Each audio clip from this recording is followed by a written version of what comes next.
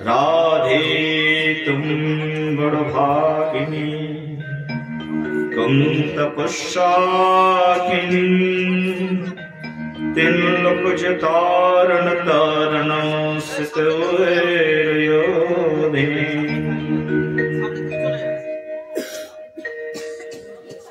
श्री राधे मेरे स्वामिनी मेरा के कुदास जन्म जन्म दीजिए श्री वृंदावन में वास। बोलो श्रीमती राधा रानी की, बोलो श्याम सुंदर कन्हैया लाल की, गिरिधारी गोपाल की, मदन गोपाल भगवान की जय। जय निताय गौर प्रेमानंदे हरि हरि बोल।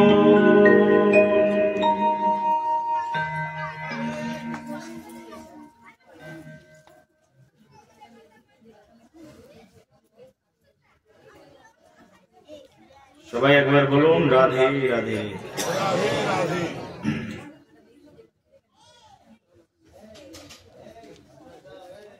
আপনাদের সুন্দরবনের সন্নিকটবর্তী এই 24 পরগনা জেলা শ্রীমান মহাপ্রভু গৌর সুন্দরের অত্যন্ত কৃপা ভাজন এই 24 পরগনা শাস্ত্রের মধ্যে বর্ণনা করা আছে গৌরমণ্ডল। গৌরমণ্ডল সম্পর্কে বলতে বলতে আচার্যপাদ বলছেন শ্রী গৌরমণ্ডল ভূমি যেবা জানে চিন্তামণি তার হয় ব্রজভূমে বাস।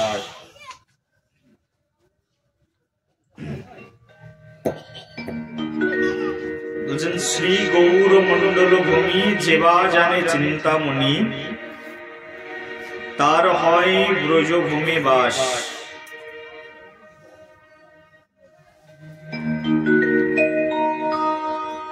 ব্রজভূমি কার বাস হয়? বলছে গৌরমণ্ডল ভূমি যেবা জানে চিন্তামণি। আমরা যে ভূমিতে বাস করছি এই ভূমি আলাদা কোনো ভূমি নয়, গৌরমণ্ডল ভূমি। স্বয়ং গৌরাঙ্গ ভগবান যেসব স্থানে ভ্রমণ করেছেন সেই সব স্থানকে নিয়েই গৌরমণ্ডল ভূমি। আমরা যে বঙ্গে বাস করছি বঙ্গটি অভিন্ন গৌরমণ্ডল ভূমি। এই গৌরমণ্ডলের মধ্যে আমরা অবস্থান গ্রহণ করছি।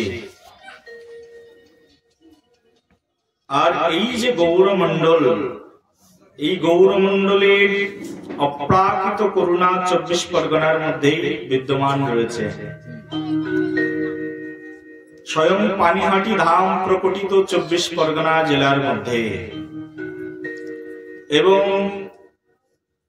গৌড় গণদেশ দীপিকা নামক গ্রন্থের মধ্যে এই 24 পরগনা জেলার উল্লেখ করে বৃহত্তর 24 পরগনার কথা বর্ণনা করা আছে এবং সেখানে বৃহত্তর 24 পরগনা জেলার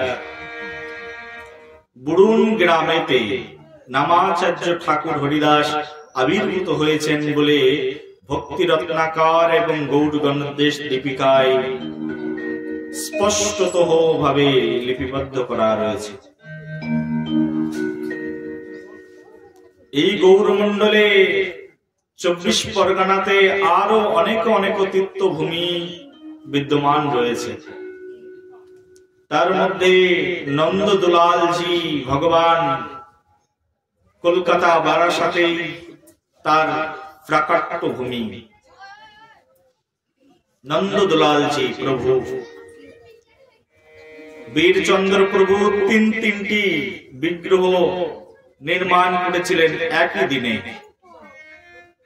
সেই তিনটি বিগ্রহের মধ্যে সবচেয়ে ছোট নন্দ দুলালজি এই 24 পরগনার মধ্যেই রয়েছে। শ্যাম সুন্দরজি 24 পরগনার মধ্যেই রয়েছেন। ভগবান শ্রীকৃষ্ণের যখন রাস্য যজ্ঞ হয়, আমরা একটু পিছনের দিকে ফিরে গেলে আমরা দেখতে পাবো, যখন একবার পঞ্চপাণ্ডবদেরকে কৌরবরা বললেন, তোমাদেরকে বিশেষ কিছু আমি দিতে পারবো না, তবে আমি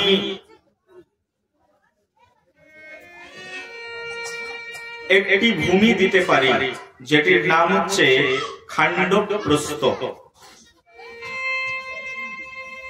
এই খান্ডবপ্রস্থে কোনো ফসল আবাদ হয় না, একেবারে অনুর্বর জমি।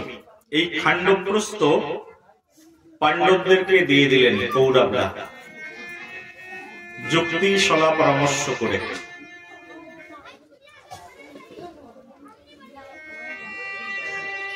আর সেই খান্ডবপ্রস্থটি নিয়ে সেই পঞ্চ পাণ্ডবগণ আস্তে আস্তে সেই খান্ডবপ্রস্থকে এমনই উন্নত ভূমিতে রূপান্তরিত করলেন, খান্ডবপ্রস্থের নাম হয়ে গেল ইন্দ্রপ্রস্থ। অনুর্বর জমি চাষাবাদ করে ভক্তি শ্রদ্ধার ফলে সেই জমিটাকে ইন্দ্রপ্রস্থে রূপান্তরিত করে দিলেন।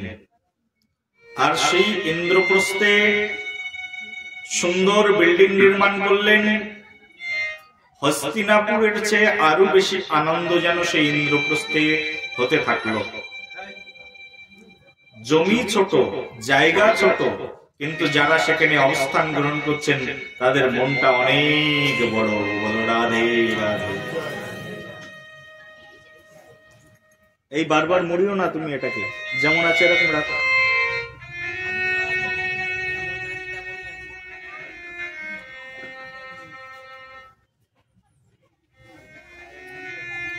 তো এই কারণে এই যে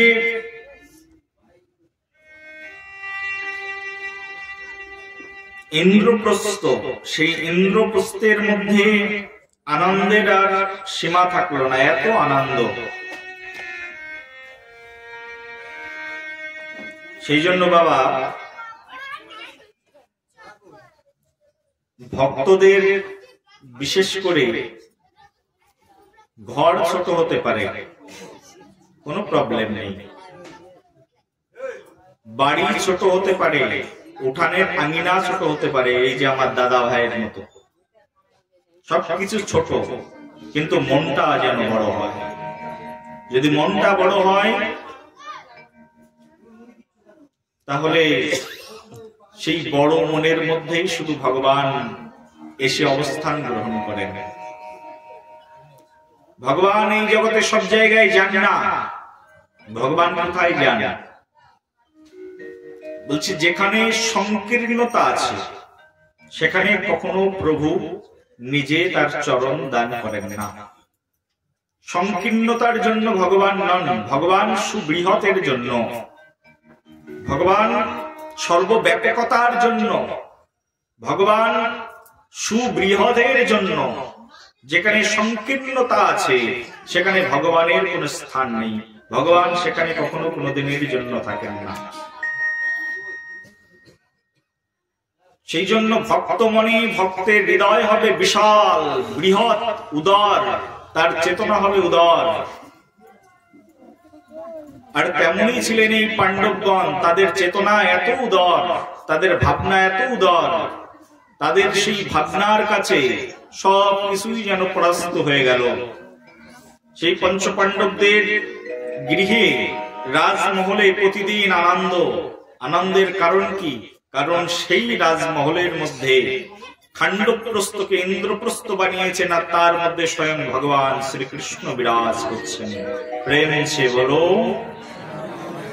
ভাগবত পাঠ শোনা কখনোই অভ্যাস নেই, বোঝা যাচ্ছে। একবার বলো, আরেকটু জোরে বলো। হয় এদিকে ভাগবত পাঠ বছরে একবার নাকি? একবার আধবার? একবার দুহাত তুলে বলো আরো জোরে। এই তো মাত্র 1 ঘন্টা থাকবো, তারপরেই তো আর বলা লাগবে না। একটু স্বতঃস্ফূর্ত ভাবে উদারতা নিয়ে সবাই বলো রাধে রাধে।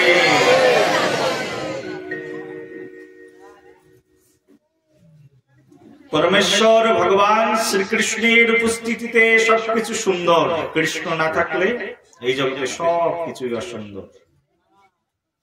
আর সেই ইন্দ্রপ্রস্থে একবার ভগবান শ্রীকৃষ্ণকে ডাকা হলেন, কারণ একবার বিশাল যজ্ঞের আয়োজন করেছে মহারাজ যুধিষ্ঠির। আর সেই যজ্ঞে সমগ্র মুনি ঋষিদেরকে নিমন্ত্রণ দেওয়া হয়েছে। রাজ্যে যত মুনি ঋষিরা রয়েছে সবার আগে নিমন্ত্রণ কাদের পাওয়া উচিত? রাজ্যে মুনি ঋষিদের। মুনি ঋষিদেরকে নিমন্ত্রণ দিয়েছে। মুনি ঋষিরা নিমন্ত্রিত হয়েছেন, রাজন্য বর্গগণ নিমন্ত্রিত হয়েছেন, রাজ আধিকারিকগণ নিমন্ত্রিত হয়েছেন, প্রজাগণ নিমন্ত্রিত হয়েছেন এবং সকল দুঃখী সুখী মানুষ থেকে শুরু করে প্রত্যেকেই নিমন্ত্রিত হয়েছেন সেই যজ্ঞে। মহারাজ যুধিষ্ঠির যজ্ঞের আয়োজন করেছেন, স্বয়ং প্রভু শ্রীকৃষ্ণ এসেছেন। মহারাজ যুধিষ্ঠিরকে বলছেন যজ্ঞ অনুষ্ঠানে এসে দাঁড়িয়ে থাকতে নেই। স্বয়ং ভগবান বলছেন যেখানে যজ্ঞ হয় সেখানে গিয়ে যদি দাঁড়িয়ে থাকি দেখতে খারাপ দেখায়। এই যে আজকে এই বাড়িতে যজ্ঞ হচ্ছে, কিসের যজ্ঞ এটা বাবা? ভাগবত যজ্ঞ। বাহ, সুন্দর। এই যে ভাগবত যজ্ঞ, এই বাড়িতে এই ভক্ত গৃহে ভাগবত যজ্ঞের আয়োজন করা হয়েছে। কলিযুগের এক মহাযজ্ঞ ভাগবত যজ্ঞ। আর সেই ভাগবত যজ্ঞে এত ভক্ত এসে উপস্থিত হয়েছে। ভক্তদের কর্তব্য কি? এই ভাগবত যজ্ঞে এসে কিছু না কিছু সেবা করা। বলে যজ্ঞে আসলে কিছু না কিছু সেবা নিতে হয়। কারণ কি? যেখানে যজ্ঞের আয়োজন হয়, যেখানে ভাগবতের আয়োজন হয়, যেখানে ভাগবতীয় সভার আয়োজন হয়, সেখানে বহু দূর দূরান্তের ভক্তরা যাদের ভাগবত প্রেম রয়েছে, যাদের কৃষ্ণ প্রেম রয়েছে, যাদের মধ্যে ভক্তি রয়েছে, দূর দূরান্ত থেকে তারা ছুটে আসে সেই ভাগবতের অমৃতময় মধুর কথা শ্রবণ করবার জন্য।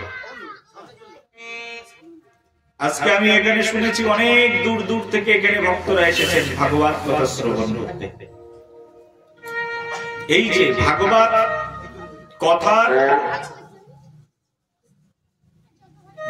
কথার সার্থকতা হচ্ছে এটি যে ভক্তরা আসবেন শ্রীহরির দিব্য অমৃতময় কথা শ্রবণ করবার জন্য। আর যখন অনেক ভক্ত একত্রিত হবে তখন অনেক সেবার উৎসও সেখানে থাকবে। যুধিষ্ঠির মহারাজ যেমন যজ্ঞের আয়োজন করেছেন, বিশাল যজ্ঞ, অনেক সেবার উৎস। স্বয়ং প্রভু ভগবান শ্রীকৃষ্ণ এসে যুধিষ্ঠির মহারাজকে বলছেন, মহারাজ আমাকে একটু সেবা দিন। ভগবান শ্রীকৃষ্ণ অনন্ত অনন্ত কোটি পৃথিবীর একমাত্র ঈশ্বর। একটি দুটি পৃথিবী নয়, অনন্ত অনন্ত কোটি পৃথিবী। পরব্রহ্ম, পরম স্বরূপ, পরমানন্দ মাধব ভগবান শ্রীকৃষ্ণ বলছেন আমাকে একটি সেবা প্রদান করুন।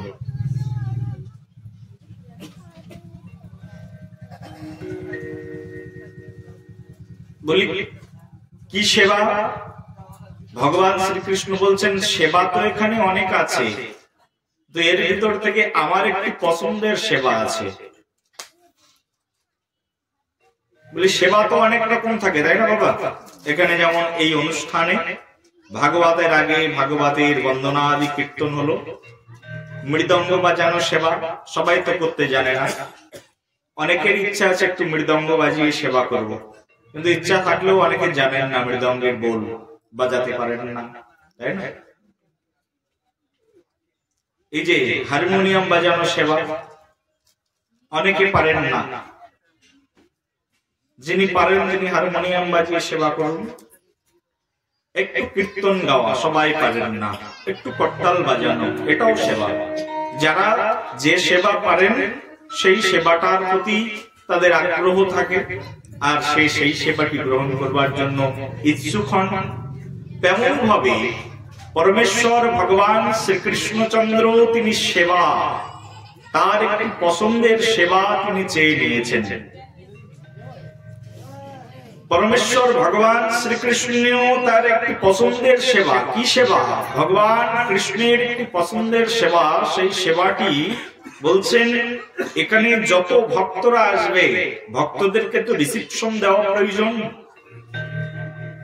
স্বয়ং কপিধ্বজ রতরূঢ় অনন্ত অনন্ত কোটি ব্রহ্মাণ্ডের একমাত্র ঈশ্বর চৈতন্য চরিতামৃতে কৃষ্ণদাস কবিরাজ গোস্বামীপাদ বলছেন, একলা ঈশ্বর কৃষ্ণ আর সব ভৃত্য, যারে জয়ীছে নাচায় কৃষ্ণ সে তৈছে করে নৃত্য। একলা ঈশ্বর কৃষ্ণ, পৃথিবীর একমাত্র ঈশ্বর কৃষ্ণ। আর যারা আছেন তারা কি বলছেন? তারা সব ভৃত্য, সার্ভেন্ট। যারে জয়ীছে নাচায় কৃষ্ণ সে তৈছে করে নৃত্য। সেই পরমেশ্বর পরমানন্দ মাধব অখিল ব্রহ্মাণ্ডেশ্বর বলছেন আমার পছন্দের সেবা। যত ভক্তরা আসবে তাদের সামনে গিয়ে দাঁড়িয়ে থাকবো দরজার সামনে, আর দরজার সামনে দাঁড়িয়ে দাঁড়িয়ে সকলের চরণে জল দিয়ে দেব, আর তাদের চরণ আমি সম্মোহন করে দেব, তাদের চরণ ধৌত করে দেব, সেই চরণামৃত গ্রহণ করব, আর সেই চরণামৃত পানে আমি আমার জীবনকে ধন্য করব। বল গৌর প্রেমানন্দে। যাদের সামান্যতম জ্ঞানও রয়েছে, এই জাগতিক বিষয়ে যাদের জ্ঞান রয়েছে তারা বলবে এর মতো নিকৃষ্ট সেবা আর এই জগতে নেই। কারোর পা ধরাটা, কারোর পা ধরে বসে থাকা এর মতো নিকৃষ্ট সেবা হতে পারে? যাদের জাগতিক জ্ঞান, যাদের মধ্যে অহং বুদ্ধি আছে তারা কি মনে করবেন? সাধুদেরকে নিকৃষ্টই তো মনে করে। এই যে আমাদের কলকাতার মধ্যে আমি কখনো কখনো সৌভাগ্য হয় মুম্বাই, দিল্লি বিভিন্ন জায়গায় যাওয়ার, দেখি সেখানে মানুষ সাধু মানে কিছু মানুষের কাছে সবচেয়ে নিকৃষ্ট জীব যদি থেকে থাকে সে হচ্ছে সাধু। সাধুদের প্রতি ধিক্কার এমন, সাধুদের প্রতি রাজসিক মানুষের ক্ষোভ এমন, সাধু দেখলেই বিরক্ত হয়ে যায়। আগের যুগে মানুষ ঘর থেকে বেরিয়ে সাধুর দর্শনে যেত। সাধুকে দর্শন করে গ্রামের মধ্যে যদি একজন সাধু থাকতো তাহলে আগের যুগের মানুষ ওই গ্রামের ওই সাধুর বাড়িতে যেতেন, যে আমার গ্রামের মধ্যে একজন সাধু আছে, সাধু দর্শন করি তারপরে আমি আজকে কাজে যাব। সাধু দর্শন করে কাজে গেলে কাজ পূর্ণ হয়ে যাবে, ধন্য হয়ে যাবে, সাকসেসফুল হয়ে যাবে। আর এখনকার যুগে সাধু যদি কারোর ঘরের সামনে এসে দাঁড়ায় তাহলেই মানুষ বিরক্ত হয়ে যায়, না জানি কি নিয়ে যাবে ঠিক নেই। বলো রাধে রাধে, প্রেম এসে বলো আরো জোরে, আরো জোরে।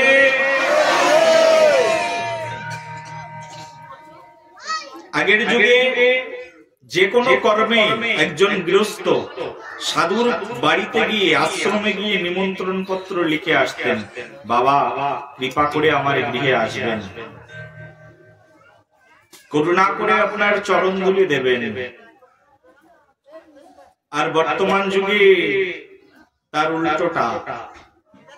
আগের যুগে সাধুদেরকে নিমন্ত্রণ করতে যেতে হতো চিঠি লিখে, পত্র লিখে, গলে বস্ত্র দান করে, গলে বস্ত্র কৃতাঞ্জলি বৈষ্ণব নিকটে, গলে বস্ত্র কৃতাঞ্জলি হয়ে হাত জোর করে নিমন্ত্রণ জানাতেন।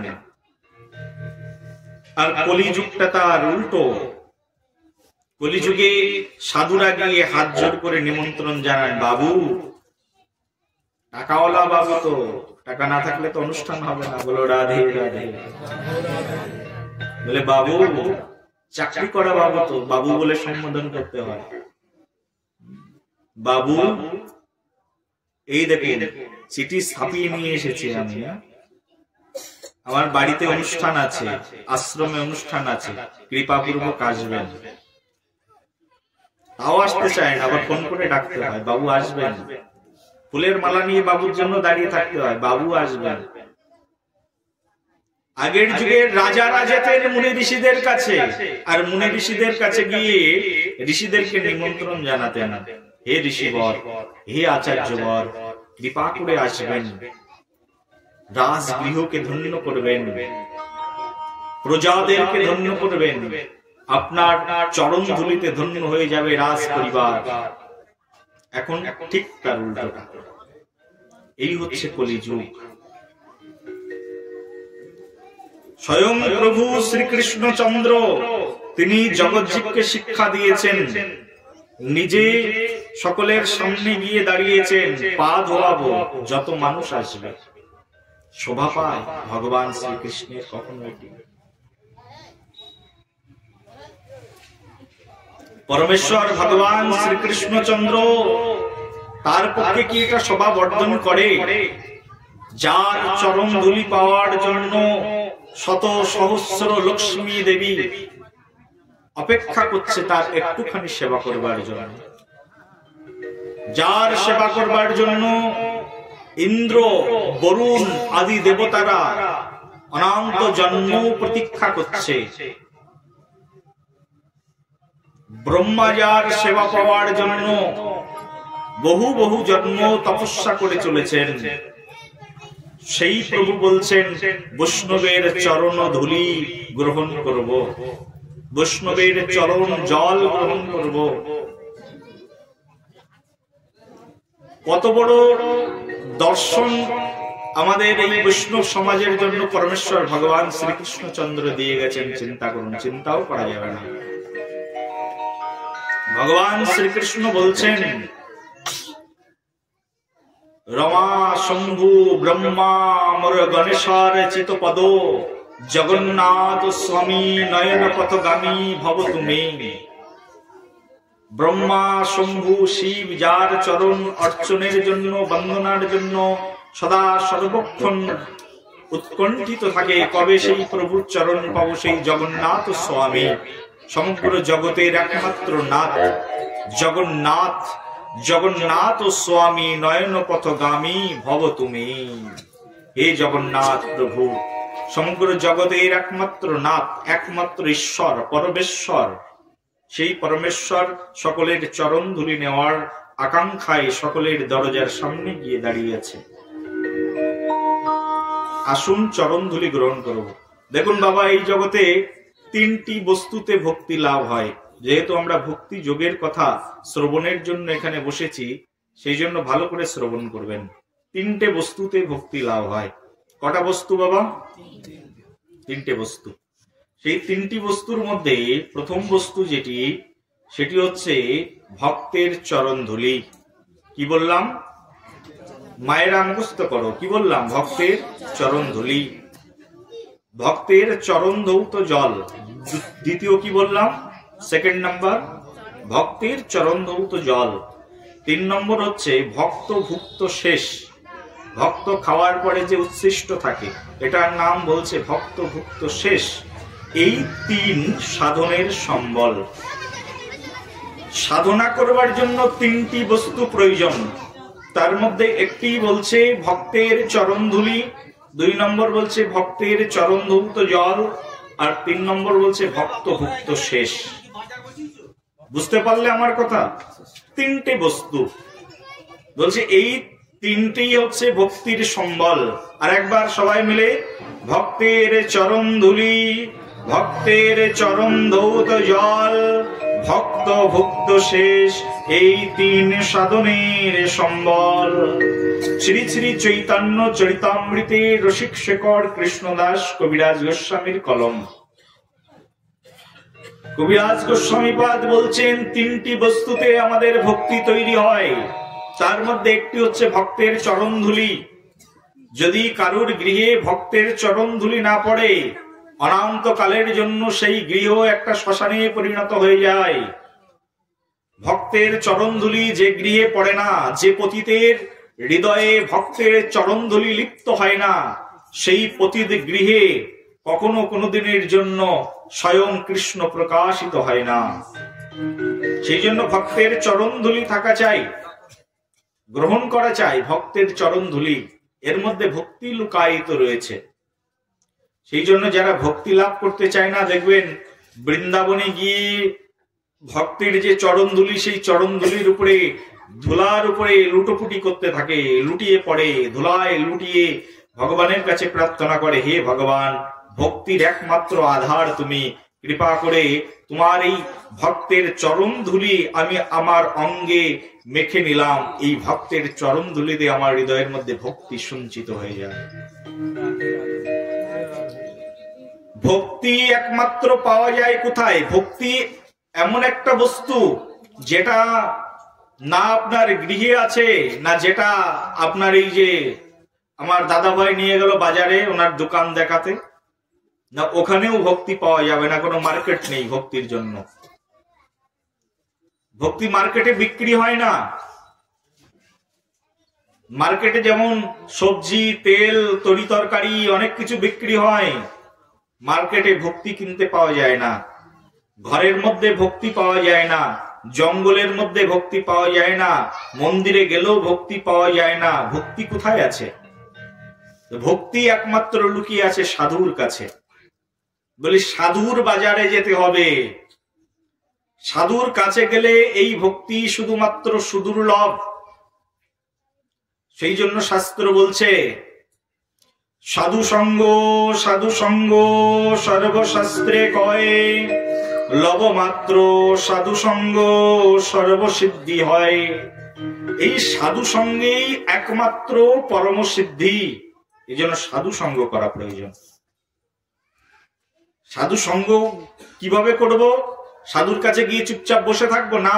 সাধু যে পথ দিয়ে গমন করেছেন সেই পথের ধুলোর উপরে লুটোপুটি করব, এই সাধু সঙ্গ।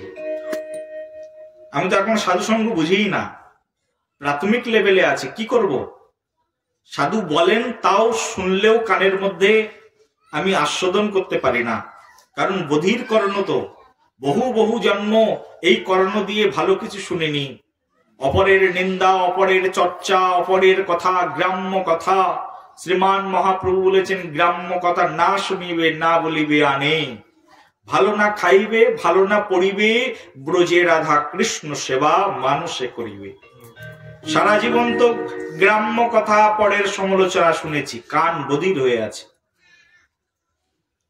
দেখুন, কান তো কানের জায়গায় আছে, কিন্তু কানের মধ্যে যদি বহু খোল জমে গেছে, আছে না, পরিষ্কার করবার জন্য ডাক্তারের কাছে যেতে হয়, কানের মধ্যে খোল জন্মে গেছে, কানের ভিতরে কান পচে গেছে। দূর থেকে একজন ডাকছেন আমাকে চিৎকার করে, বাবা কৃষ্ণ শোনো শোনো। শুনতে পাবে? শুনতে তো পাবে না, কারণ কানটা তো কানের জায়গায় আছে। ভগবান তো কান তোমাকে দিয়েছে, কিন্তু কানের উপযোগিতা হারিয়ে গেছে। তেমনি ভাবে এই মনুষ্য দেহ লাভ করে বহু বহু জন্ম অতিবাহিত হয়ে গেছে, কৃষ্ণ ভজন করিনি তো, কৃষ্ণ নাম শ্রবণ করিনি তো, কৃষ্ণের কথা প্রসঙ্গ, উত্তম অচ্যুত কথা দ্বারো সৎ কথা প্রসঙ্গ, সেই কথা প্রসঙ্গ শুনিনি তো। আর এই কারণে আজকে কানের মধ্যে কৃষ্ণ কথা গেলেও আস্বাদিত হয় না। কৃষ্ণ কথা শ্রবণ করি, কিন্তু শ্রবণে আস্বাদন ঠিকঠাক মতো হয় না। এই জন্য না, এই কারণে না, যেহেতু কৃষ্ণ কথা শুনলেও বুঝতে পারি না, প্রাথমিক ভক্তির প্রাথমিক অঙ্গ কি? সাধু সঙ্গ কি করে করব? বলি, যে পথ দিয়ে সাধু গমন করলেন ওই পথের ধুলোর উপরে গড়াগড়ি করো, সাধুর সেবা করো। ভগবদ গীতার মধ্যে ভগবান শ্রীকৃষ্ণ বলছেন, সাধু সঙ্গের উপযোগিতা, সাধু সঙ্গে গিয়ে কৃষ্ণ কথা শুনবে, গুরুর কাছে যাবে, যে কৃষ্ণ কথা শুনবে, কৃষ্ণ কথা শ্রবণের আগেও কিছু বিধি আছে। শ্রবণ তো পরে যে অঙ্গ, তার আগেও কিছু বিধি আছে। কি বিধি? তো বলছেন তদ্বিদ্ধি প্রণিপাতেন পরিপ্রশ্নেন সেবয়া উপদেক্ষন্তি তে জ্ঞানম জ্ঞানিনস্তত্ত্বদর্শিনঃ। যে সাধু সঙ্গ করবে তার আগে কিছু বিধি আছে। কি বিধি? বলছে তদ্বিদ্ধি প্রণিপাতেন, আগে সাধুর কাছে গিয়ে প্রশ্ন জিজ্ঞাসা করার আগে, প্রশ্ন নিবেদন করবার আগে এই যে হাত জোর করে প্রণাম। তদ্বিদ্ধি প্রণিপাতেন। প্রণতিপাত, এটা করারও অনেক বিধি রয়েছে। পঞ্চাঙ্গ বিধি, অষ্টাঙ্গ বিধি, ষষ্ঠাঙ্গ বিধি। ভগবান শ্রীকৃষ্ণ চন্দ্রকে প্রণাম করবার জন্য দণ্ডবাদ, ভক্তকে প্রণাম করবার জন্য দণ্ডবাদ, দণ্ডবাদ মানে দণ্ডের মতো হয়ে প্রণাম করো, দণ্ডবাদ, দণ্ডবতী প্রণাম।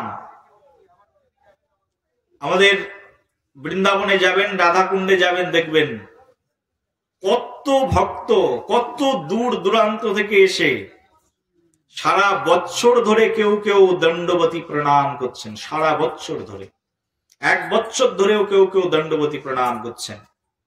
এই যে সম্মুখে দেখুন আমার শ্রী গুরুদেবের চিত্র, স্বয়ং শ্রী গুরুদেব বসে রয়েছেন সামনের চেয়ারে। আমার শ্রী গুরুদেব অখণ্ড 70 বৎসর ধরে দণ্ডবতী পরিক্রমা করেছেন, দণ্ডবতী প্রণাম করেছেন। কাকে? গোবর্ধনকে, ভক্তগণকে। 70 বছর অখণ্ড, কোনদিনের জন্য খণ্ড নাই, এখনো করছেন। আমার গুরুদেবের বর্তমান বয়স 110 বছর।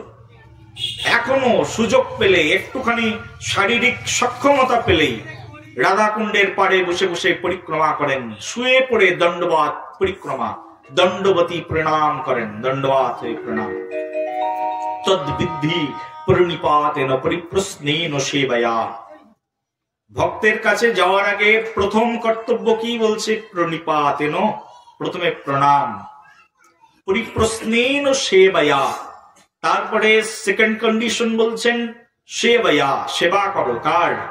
বলে ভক্ত যিনি, সেই ভক্তের সেবা করো। যে ভক্তের কাছে গেছো শিখতে জানতে, সেই ভক্তের সেবা করো। অকৃত্রিম অহৈতুকী সেবা, যে সেবার মধ্যে কোনো হেতু থাকবে না।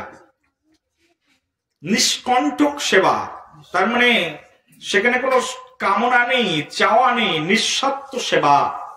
সেবা করবার পরে, সেই সেবা প্রদান করবার পরে এখন গুরুদেব সন্তুষ্ট হয়ে তোমাকে তোমার হৃৎকর্ণ রসায়ন ভাগবত কথামৃত তোমার কর্ণের মধ্যে বর্ষিত করে দেবেন, তোমার জীবন ধন্য হয়ে যাবে। বলো রাধে রাধে। একবার বলো প্রেম সে বলো, আরো জোরে দুহাত তুলে উলুধ্বনি দিয়ে বলো নিতাই গৌর হরি।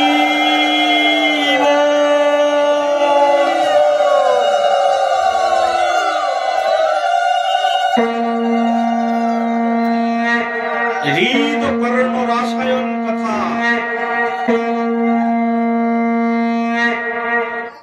ভাগবতের অমৃত কথা, কর্ণ রসায়ন কথা শ্রবণ করিয়ে তোমার হৃদয়কে ধন্যাতি ধন্য করে দেবেন। সেই জন্য এই হচ্ছে বিধি। ভক্তের কাছে ভক্তি লাভের জন্য, সেই জন্য ভক্তের চরণ ধুলি প্রয়োজন। কিসের প্রয়োজন মা? বলো জোরে বলো। হ্যাঁ, ভক্তের চরণ ধুলি। যদি ভক্তি চাই, ঘরের মধ্যে বসে বসে প্রতিদিন তো বই পড়ছি, ভক্তি হবে? হ্যাঁ, বলি ভাগবতের 700 শ্লোক মুখস্থ করে রেখেছি, ভক্তি হবে? পণ্ডিত হবে, ভক্ত হতে পারবে না। প্রেম সে বলো। পাণ্ডিত্য একটি আলাদা সাবজেক্ট, আর ভক্তি একটি আলাদা সাবজেক্ট। পণ্ডিত ইচ্ছা করলে সবাই হতে পারে, কিন্তু ভক্ত ইচ্ছা করলে সবাই হতে পারে না। বুঝলে কি বুঝলেন আমার কথা? বলে পণ্ডিত ইচ্ছা করলে সবাই হতে পারে, পণ্ডিত ইচ্ছা করলে হওয়া যায়। হ্যাঁ, হওয়া যায়। বলে আমি মহামূর্খ। আরে মূর্খতায় কি আছো? এবিসিডি অ আ ক খ পড়ো, তুমি পণ্ডিত হয়ে যাবে। বলি বাবা আমার বয়স 70, আমি পণ্ডিত হতে পারবো? 70 বছর থেকে 80 বছর, 10 বছর প্র্যাকটিস করো, তুমি পণ্ডিত হয়ে যাবে। অসম্ভব কিছু নেই। কিন্তু তোমার বয়স যদি 10 বছর থাকে তাও তুমি ভক্ত হতে পারবে না, তোমার বয়স 100 বছর থাকলেও ভক্ত হতে পারবে না। ভক্ত হওয়ার জন্য তাহলে কি করতে হবে? কি করলে ভক্ত হওয়া যায়? পণ্ডিত হওয়া সহজ, কিন্তু ভক্ত হওয়া সহজ নয়। কেন?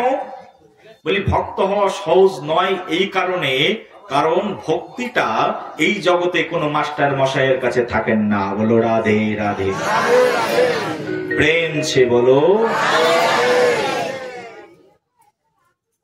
পাণ্ডিত্য এই জগতের মাস্টার মশাইদের কাছে থাকে বটে, কিন্তু ভক্তিটা এই জগতের কোন মাস্টার মশাইয়ের কাছে তো নেই। তাহলে ভক্ত হবে কি? ভক্তি কার কাছে আছে? ভক্তি আছে কার কাছে? ভক্তি আছে একমাত্র শ্রীধাম বৃন্দাবনে ভক্তি দেবীর কাছে। যে দেবী ভক্তি প্রদান করেন তার নাম কি? যে দেবী ভক্তি প্রদান করেন তার নাম ভক্তি দেবী হওয়া উচিত নাকি? ভক্তি দেবী। যে দেবী লক্ষ্মী প্রদান করেন তার নাম কি? লক্ষ্মী দেবী, লক্ষ্মী দেবী। লক্ষ্মী যে দেবী প্রদান করে তার নাম কি বলো? লক্ষ্মী দেবী। যে দেবী ভক্তি প্রদান করে তার নাম কি? ভক্তি দেবী। যে দেবী শক্তি প্রদান করে তার নাম কি? শক্তি দেবী। একেবারে সহজ বাংলা, কঠিন তো কিছু নেই। এই জগতের মাস্টার মশাই এটা ভক্তি দিতে পারে? হ্যাঁ, ভক্তি কার কাছে পাওয়া যায়? ভক্তি একমাত্র শ্রীধাম বৃন্দাবনে গেলে, বৃন্দা দেবীর কাছে গেলে পাওয়া যায়। আর সেই জন্য প্রতিদিন একজন ভক্ত সকাল সন্ধ্যা রাত তার প্রার্থনা, এই যে দুহাত জোর করে প্রতিদিন প্রার্থনা করে, তুলসী কৃষ্ণ প্রেয়সী ব্রজে রাধা কৃষ্ণের সেবা পাবো এই অভিলাষী। আমি ওই বৃন্দাবনে রাধা কৃষ্ণের সেবা পাবো, আমার মনের একটা অভিলাষ। রাধারানী কৃষ্ণ দুইজন এই যে যুগল ভজন ধন মোহে করালো উপদেশ গো গুরুদেব। আমার গুরুদেব আমাকে উপদেশ দিয়েছেন যে বৃন্দাবনে রাধা কৃষ্ণের সেবা করবার জন্য। বৈষ্ণব মন্ত্রে কেউ দীক্ষা নিয়েছে, তার মানে তার উপদেশ হয়ে গেছে কোথায় সেবা করবার জন্য? ওই শ্রী বৃন্দাবন যুগল ভজন ধন মোহে করালো উপদেশ গো গুরুদেব। ওই বৃন্দাবনের যুগল ভজন করবার জন্য আমার উপদেশ হয়েছে। ওই বৃন্দাবনে যুগল ভজন করব, কিন্তু কার আনুগত্যে কে দেবেন যুগল সেবার অধিকার? অধিকার যিনি দিতে পারেন, ভক্তি যার কাছে আছেন, তিনি হচ্ছেন এই বৃন্দা দেবী। সেই জন্য প্রতিদিন ভক্ত প্রার্থনা করেন বৃন্দা দেবীর কাছে, ওগো বৃন্দা দেবী তুমি তুলসী, তুমি কৃষ্ণ প্রেয়সী, ব্রজে রাধা কৃষ্ণের সেবা পাবো এই অভিলাষী। যে তোমার শরণ লয় তার বাঞ্ছা পূর্ণ হয়, তোমার শরণ নিলেই তার বাসনা পূর্ণ হয়ে যায়। কৃপা করি করো তারে বৃন্দাবনবাসী। যদি একবার কেউ তোমার কাছে এসে প্রার্থনা করে, তুমি তাকে নাকি ব্রজে বাস প্রদান করো। এই যে ব্রজে বাস, ব্রজে যাওয়ার অনুমতি, ব্রজে বাসের অনুমতি যদি তুলসী দেবী কৃপা করে একবার কোন ভক্তের উপরে করেন, তাহলে তার জীবন ধন্য হয়ে যায়। বলো রাধে রাধে। সেই জন্য বাবা জীবনে একবার হলেও বৃন্দাবন ধামে যাবে। কোন মায়েরা বৃন্দাবনে গেছো? বাবারা বৃন্দাবনে কারা গেছে দেখি? অনেকেই গেছো। বলো বৃন্দাবন ধামে কি, বৃন্দাবনে বিহারী লাল কি, শ্রীমতী রাধা রানী কি। একবার হলো এই বৃন্দাবনে যাবে এই বৃন্দাবনের মধ্যে এই ভক্তি লুকায়িত রয়েছে।